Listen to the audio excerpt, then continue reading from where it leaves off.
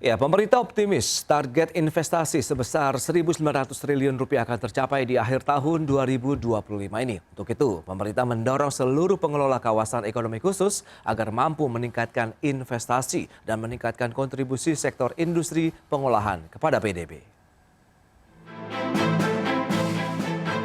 Menteri Koordinator Bidang Perekonomian Airlangga Hartarto menyebut investasi merupakan salah satu kunci dalam pertumbuhan ekonomi Indonesia.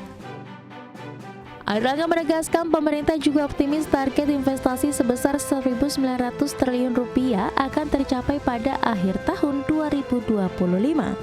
Hal itu mengacu pada realisasi investasi hingga akhir semester 1 2025 yang masih sesuai dengan target yang diproyeksikan.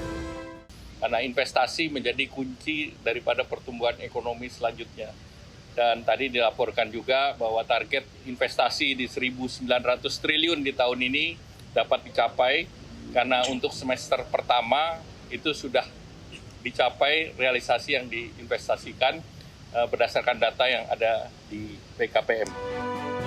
Sebelumnya Airlangga menyatakan target investasi tahun ini akan menjadi penopang bagi target pertumbuhan ekonomi Indonesia yang pada tahun 2025 ditargetkan tumbuh di atas 5%. Oleh karena itu Airlangga mendorong seluruh badan usaha pembangun dan pengelola kawasan ekonomi khusus agar mampu meningkatkan investasi dan meningkatkan kontribusi sektor industri pengolahan kepada PDB.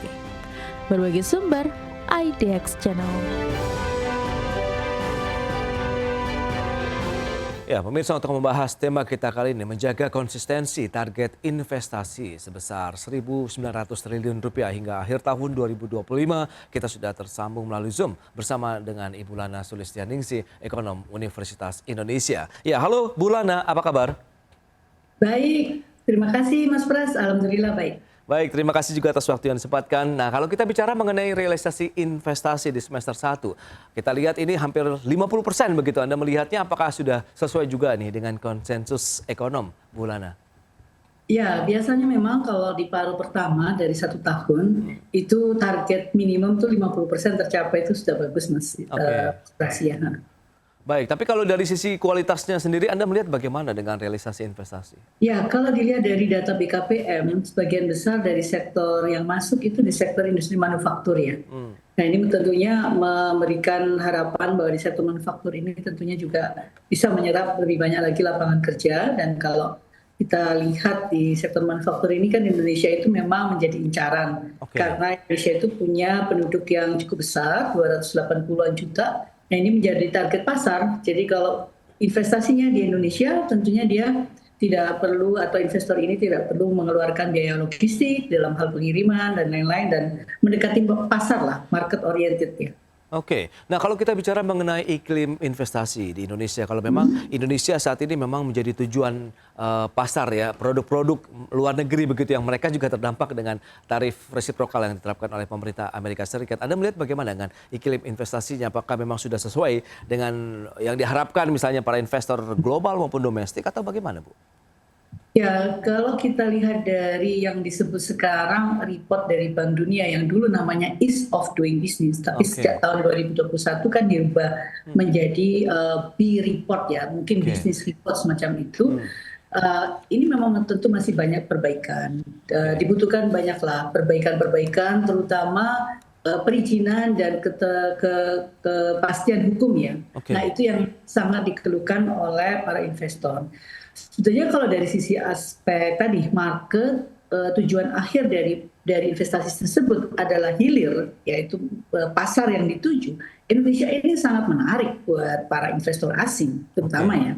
Nah tetapi itu tadi mungkin perlu memang harus terus-menerus diperbaiki karena terakhir kalau menggunakan ease of doing business, Indonesia itu masih jauh di bawah negara-negara tetangga kita, khususnya di ASEAN aja jauh di bawah. Masih di sekitar 70-an waktu itu ya, jadi masih di bawah Vietnam juga. Nah itulah yang artinya ada ruang untuk perbaikan terus-menerus gitu ya, terutama bagaimana sih bisa menekan perizinan yang lebih simple dan mengurangi high cost ekonomi. Nah ini bagian dari yang sering dikeluhkan, terutama lagi adalah kepastian hukum. Oke. Itu yang sering dikeluhkan. Jadi tentunya dibutuhkan banyak sekali perbaikan, PR-nya di investasi ini banyak. Istilahnya kita ini menarik, tetapi hambatannya juga banyak gitu. Oke, ya. Iya. Itu yang memang harus disingkirkan lah, dalam artian jangan sampai daya tarik kita, pesona kita begitu untuk investasi Iya, menjadi betul. berkurang begitu ya, Bu Lana. Betul. Nah, kalau kita kaitkan dengan dinamika global saat ini, perang tarif begitu saat ini, karena memang sudah ada banyak kesepakatan ya antara pemerintah Amerika Serikat dengan negara-negara lain, ada yang diturunkan, bahkan ada yang juga dinaikkan. Nah, Anda melihat bagaimana nanti dampaknya kalau kita lihat terhadap investasi di Indonesia? Ya, nah ini bisa dimanfaatkan sebetulnya karena Amerika tidak setuju dengan yang namanya transshipment. Oke. Transshipment itu seolah-olah di sini dikemas sedikit, dikembalikan atau dibawa ekspor oleh Indonesia gitu ya, dianggap sebagai ekspor Indonesia. Padahal ini sebetulnya cuma transshipment. Nah ini membuka ruang bagi investor asing. Mereka harus membuka pabrik yang benar gitu. Jadi nggak hanya sekedar jahitan terakhir gitu ya. Oke. Supaya diekspornya atas nama Indonesia. Karena ini banyak yang masih mencoba mencari ruang dan peluang gitu untuk bisa masuk ke Amerika, itu caranya gimana. Jadi banyak taktik-taktik investasi atau perdagangan yang mereka lakukan. Nah Indonesia mesti juga harus cerdik juga. Jadi ketika seperti ini dan transshipment itu tidak lagi diakui oleh pemerintah Amerika, ini menjadi peluang bahwa kalau mau diekspor atas nama Indonesia, ya seperti ini loh investasinya. Jadi kita sendiri harus punya juga guidance bahwa untuk bisa dianggap sebagai ekspornya Indonesia harus memenuhi syarat ini. Nah kita harus punya posisi tawar itu. Jadi hanya jangan cuma dipakai sebagai tukang jahit.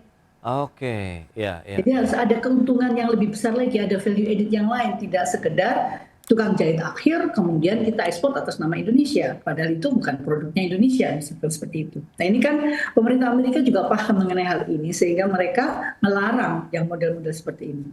Terlebih lagi tidak cuma numpang lewat di pelabuhan, misalnya dari satu negara X dikirim ke Indonesia, kemudian Indonesia mengirim ke Amerika menggunakan fasilitas Indonesia. Seperti itu, Mas. Iya, tadi sudah disampaikan juga di awal gitu, bahwa pemerintah juga mendorong pengelola kawasan ekonomi khusus nih untuk bisa meningkatkan lagi investasi, meningkatkan bagaimana kontribusinya ya terhadap PDB Indonesia. Anda melihat seperti apa sih kalau bicara mengenai kawasan-kawasan ekonomi khusus yang sudah banyak terbangun sebenarnya juga di Indonesia?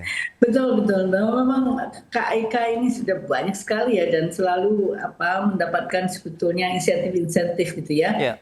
Tapi kelihatannya belum menjadi semacam daya tarik yang sangat kuat untuk buat perusahaan atau investor asing itu benar-benar menempatkannya di KIK. Banyak faktor barangkali Mas Prasya terkait juga dengan misalnya ketersediaan fasilitas di sana. Misalkan apakah KIK ini dekat nggak sih sama pelabuhan? Kalau jauh dari pelabuhan, mereka masih memikirkan tingkat kemacetan yang harus mereka hadapi gitu ya untuk sampai ke pelabuhan. Ini kan juga bagian dari daya saing kita yang sebetulnya juga terganggu karena efek dari kemacetan ini. Nah yang lain lagi mungkin biaya untuk bisa membuat investasi di KIK itu lebih mahal daripada kalau di luar. Apakah ada standarisasi tertentu, misalkan UMP-nya harus seperti ini, agak sedikit lebih tinggi dari UMP yang ditetapkan oleh provinsi. Nah, saya persis nggak tahu terkait itu, tetapi saat ini memang kelihatan masih belum membuat daya tarik yang begitu besar ya. Jadi KIK ini sendiri juga harus sangat efisien untuk bisa menarik investasi mau masuk ke KIK dan ditambah juga kebutuhan mereka itu tadi. Dekat nggak sama pelabuhan, bagaimana mereka bisa mendapatkan, kan pelabuhan itu penting banget Mas. Kalau ada bahan baku datang, itu berapa lama, berapa cepat masuk ke KIK. Nah ini apakah lebih lama jangan masuk ke KIK-nya dibandingkan kalau dia buka pabrik di luar KIK. Nah belum lagi mungkin sewa tanahnya yang mahal di sana. Nah itu dia. Lantas kalau kita bicara mengenai dari sisi kebijakan-kebijakan di kawasan ekonomi khusus, apa yang masih perlu kita pecahkan bottleneck-nya di sana? Kalau memang tadi kaitannya dengan fasilitas pendukungnya begitu ya, pelabuhan, kemudian kondisi jalannya, kan kita bicara mengenai jalur logistik dan lain-lain begitu, Bu Lana. Tapi kan itu juga tidak sedikit biaya yang harus dikeluarkan. Oh iya, betul. Makanya itu sebabnya barangkali biaya sewa di KIK ini menjadi lebih mahal dibandingkan yang di luar.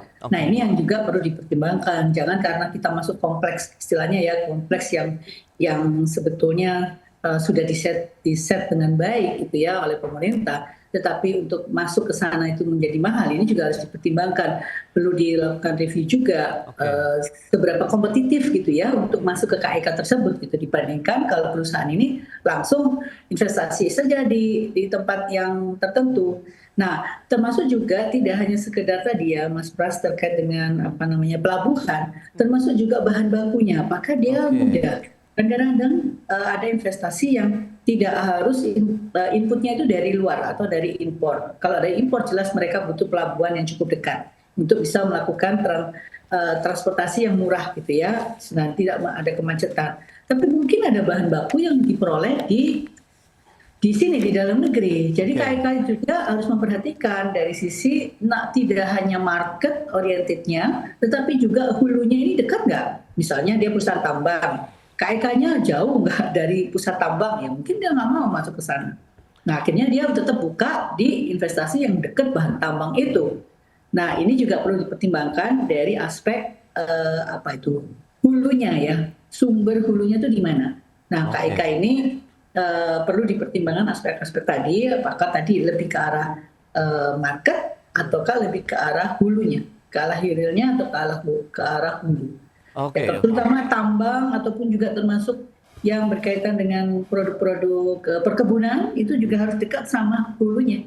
Baik Bu Lana. Dan kita akan cermati sejauh mana begitu realisasi investasi di semester 1, kemudian bagaimana menjaga konsistensinya begitu di kuartal kedua tahun ini. Mengingat ini akan menjadi kontributor besar juga terhadap pertumbuhan ekonomi kita di kuartal 1 yang menyentuh 5,12%. Kita bahas nanti di segmen berikutnya Bu Lana. Kita akan jeda dulu sebentar. Terima kasih. Baik pemirsa, jangan beranjak dari tempat Anda. Kami masih akan segera kembali usai pariwara berikut ini.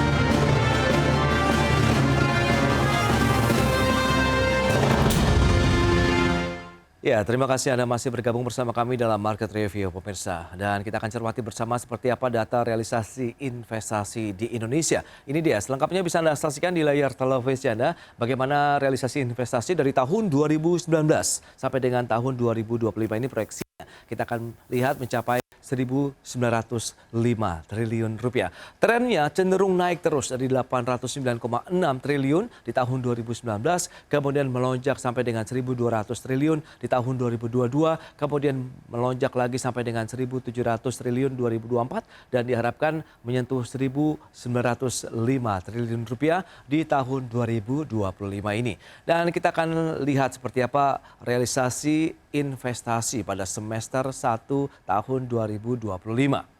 Ini dia, kalau kita cermati bersama, dari kuartal 1 tercatat 477,7 triliun, sementara di kuartal kedua sedikit menurun 465,2 triliun rupiah untuk semester 1 secara keseluruhan. Dan selanjutnya, bagaimana dengan pertumbuhan industri pengolahan? Ini juga menjadi salah satu kontributor begitu ya untuk pertumbuhan ekonomi Indonesia juga.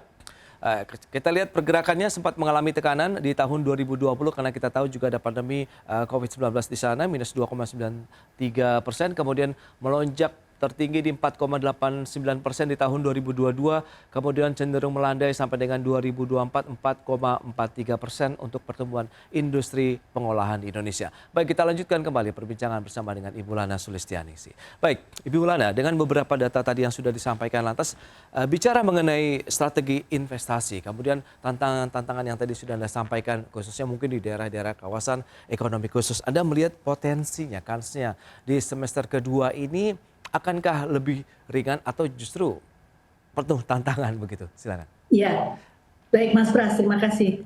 Di semester 2 nampaknya kita sudah lebih ada kepastiannya, walaupun itu tidak benar-benar pasti, namanya juga kondisi global ini. Tetapi setidaknya bahwa isu tarif yang menjadi awal isu di tahun 2025 yang sangat mengglobal, ini sekarang sudah jelas bahwa Indonesia bisa dapat 19% untuk tarif resiprokal, dan tarif dasar 10%, kemudian ada tarif sektoral dan lain-lain. Sehingga ketika sudah ada koridor seperti ini semua akan memikirkan ini bagaimana caranya untuk tetap bisa masuk ke Amerika dengan cara yang lebih dengan kondisi baru, dengan adanya impor, tapi tetap bisa masuk dengan bagus gitu ya, dengan tetap mempunyai daya saing, di Amerika. Nah, ini strategi masing-masing negara ini sudah mulai harus dilakukan. Nah, gimana dengan kita? Kita ini kan relatif ya, dapatnya 19% itu relatif hampir sama lah di seluruh Asia, hampir sekitar itulah. Kecuali Jepang mungkin ada sedikit lebih rendah daripada Indonesia, tapi untuk Korea bahkan India kayaknya ada tambahan lagi tuh tarif di resiprokal. Ya, namun lebih jelas. Nah, dengan demikian yang bisa kita tawarkan untuk negara-negara yang punya tarif terlalu besar untuk masuk ke Amerika, termasuk juga Jepang, walaupun dia dapat tarif relatif kecil, tetapi Jepang mengalami masalah besar di dalam ketenaga kerjaannya. Ya, penduduknya sudah istilahnya sudah sangat problem di aging population-nya itu udah makin lama makin besar, sehingga tidak banyak lagi anak muda di sana yang mau bekerja di pabrik. Jadi mau nggak mau, ya ini harus direlokasi. Nah, Indonesia harus menyambut ini dalam rangka untuk mendorong investasi lebih besar di kuartal 3 dan 4 atau semester 2 ini ya. Nah, ini harus dijual bahwa Indonesia ini punya kelebihan loh, punya value added kalau misalnya investasikan di Indonesia. Karena pertama labor cost tentu ini masih menjadi semacam jualan ya, bahwa labor cost kita masih murah. Nah, terus yang lain lagi kalau mereka mau masuk ke dalam market juga jelas ada marketnya Indonesia, ya, yaitu penduduk Indonesia yang jumlahnya besar. Kalau mereka mau masuk di sektor hulu juga siap, sumber daya kita juga banyak. Nah, kalau dilihat dari realisasi investasi tadi, Mas Pras, ternyata yang memang masih paling besar yang menyumbang, tapi dia dikategorikan sebagai sektor manufaktur, tapi lebih kepada sektor pertambangan yang diolah. Nah, ini kan bagus ya. Ada hilirisasi, ini rupanya juga menarik perhatian para investor di luar negeri yang katakan misalkan mereka sekarang concern dengan industri baterai. Nah, ini kan harus dekat dengan sumber alamnya, yaitu nikelnya. Nah, ini di mana? Ya nggak mau, harus dibuka tuh KAIK yang dekat dengan sumber daya nikel tadi. Jadi kalau saya lihat itu sebetulnya di kuartal 3 dan 4 atau khususnya di semester 2 dengan adanya kejelasan, ya mulai ada kejelasan terkait dengan tarif ke Amerika, karena Amerika ini masih pasar yang paling besar sedunia, Mas Pras. Jadi semua orang juga, semua negara masih ingin masuk kepada pasarnya di Amerika ini. Ya. Nah, cuman bagaimana kita bisa membuat daya saing, karena investasi di Indonesia ini masih mahal dalam tanda petik, efisiensinya masih relatif harus terus-menerus diperbaiki. Ada istilah di dalam ekonomi kita itu yang kita sebut sebagai ICOR, Incremental Capital Output Ratio. Jadi berapa banyak tambahan investasi untuk menambah 1 unit output. Nah, ini kita tuh tertinggi, Mas, di antara negara-negara Asia. Kita tuh sekitar 6 sampai 7, sementara Asia itu hanya 2 atau 3. Artinya tambahan investasi 1 unit ya itu bisa menghasilkan berapa outputnya. Kalau makin tinggi sebenarnya makin nggak efisien, Mas Pras. Maaf ya, jadi ada 6 kali investasi untuk menghasilkan 1 output. Kalau di negara lain 2 sampai 3 kali investasi menghasilkan 1 output. Nah, ini loh yang harus dibenahi. Karena ketika perusahaan tadi menghasilkan barang itu di Indonesia, hasil biayanya itu berapa? Kata Indonesia dapat tarif 19%, tetapi biayanya itu mahal, ujung-ujungnya kita nggak bisa jual murah juga. Baik. Nah, dengan beberapa tantangan tadi yang sudah Ibu Lana sampaikan begitu, lantas bagaimana Anda melihat proyeksi untuk target 1.900 triliun begitu sampai dengan akhir tahun 2025 dengan perolehan semester 1 hampir menyentuh sedikit saja 50% begitu? Ya, kalau dari target rasanya sih nggak terlalu sulit ya. Kita juga ada beberapa investasi besar yang terkait dengan katakan transportasi ke depannya. Ya, rencana pembangunan kereta cepat Jakarta Surabaya, kemudian bisa diawali di tahun ini.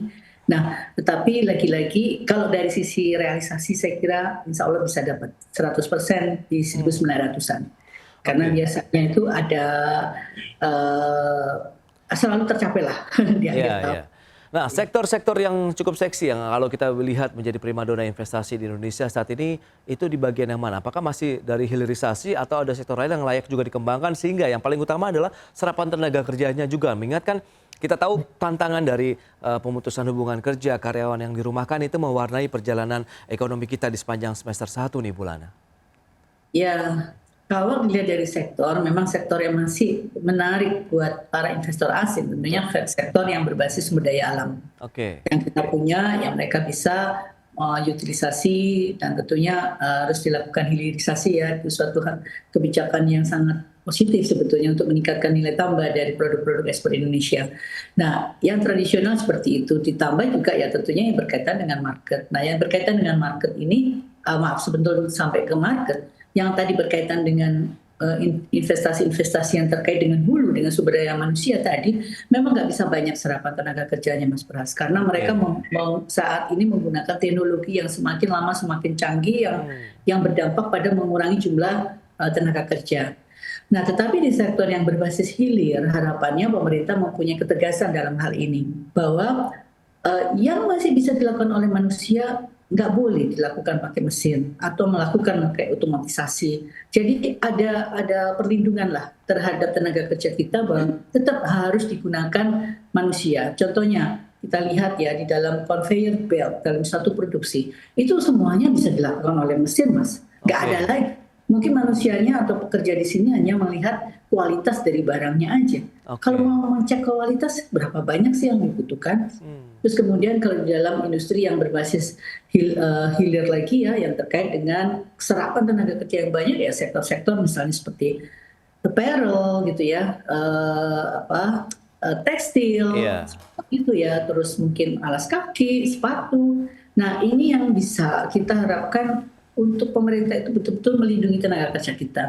Ya, karena bagaimanapun nanti kalau targetnya market yang ada di Indonesia, kalau pekerja ini istilahnya nggak banyak bekerja, terus kemudian mereka banyak bekerja di sektor informal yang pendapatannya relatif tidak ada kepastian, yang juga nggak akan membeli juga barang itu. Sekarang sih mungkin mereka masih membeli, tetapi lama-kelamaan kalau nggak ada pendapatan yang mereka punya kepastian, ya mereka akan menunda pembelian itu sampai mereka yakin kebutuhan utama mereka terpenuhi. Nah, ini pasti ada semacam suatu lingkaran ya, yang harus betul-betul dicermati oleh pemerintah dalam hal kebijakannya, terutama dalam perlindungan tenaga kerjaan. Karena siapa lagi yang melindungi tenaga kerja kita kalau bukan pemerintah? Seperti itu sih. Baik. Nah, lantas kalau kita bicara mengenai investasi, realisasi yang on the track lah begitu sampai dengan semester 1, Anda melihat kontribusi ataupun korelasi yang cukup kuat dukungannya terhadap pertumbuhan ekonomi Indonesia begitu. Karena semester 1 kita 5,12%. Apakah masih akan terus bertahan sampai dengan akhir tahun 2025 ini, Bu Lana? Ya ini memang menarik ya. Barangkali kita berharap Badan Pusat Statistik betul-betul menjelaskan kepada publik gitu ya, karena PMTB-nya itu memberikan kontribusi yang sangat besar, yaitu pembentukan modal tetap bruto. Ini yang harus disampaikan ke publik dan sosialisasikan di mana saja. Karena sebetulnya kalau ini bisa kita jaga ya, PMTB ini bagus banget dibandingkan ya katakan misalnya konsumsi tentu juga bagus. Tetapi kalau PDB yang dibentuk komponennya oleh konsumsi rumah tangga, oleh pengeluaran pemerintah, oleh investasi yang tidak lain adalah PMTB tadi, pembentukan modal tetap bruto, tambah ekspor dikurangi impor. Kalau dorongan ekonomi itu berasal dari PMTB, itu lebih sustainable, Mas Pras. Dan itu bisa mencapai pertumbuhan ekonomi jangka panjang yang lebih sustain. Ya, kalau investasi itu betul-betul bisa terrealisasi dan menjadi pendorong pertumbuhan ekonomi yang lebih besar dibandingkan konsumsi rumah tangga. Karena konsumsi rumah tangga sifatnya spending.